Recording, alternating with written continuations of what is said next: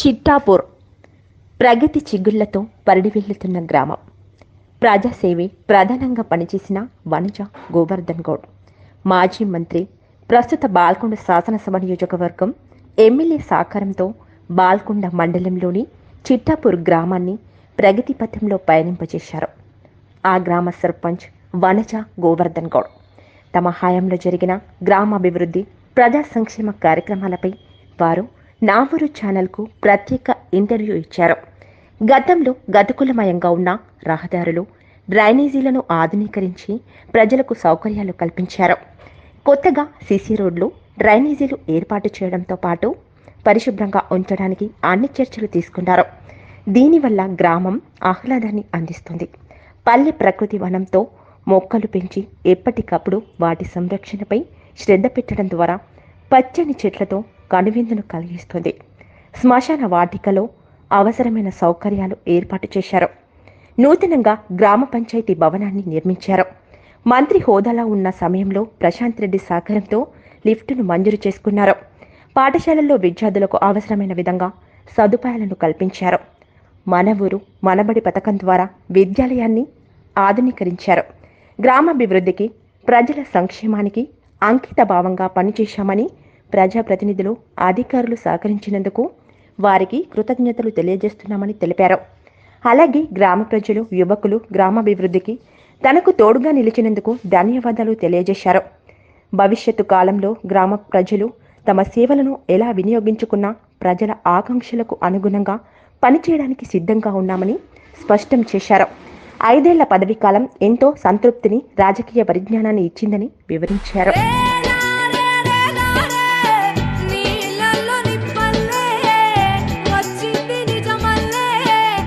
మన పల్లెలే ఆత్మీయతకు ఆనవాళ్లు.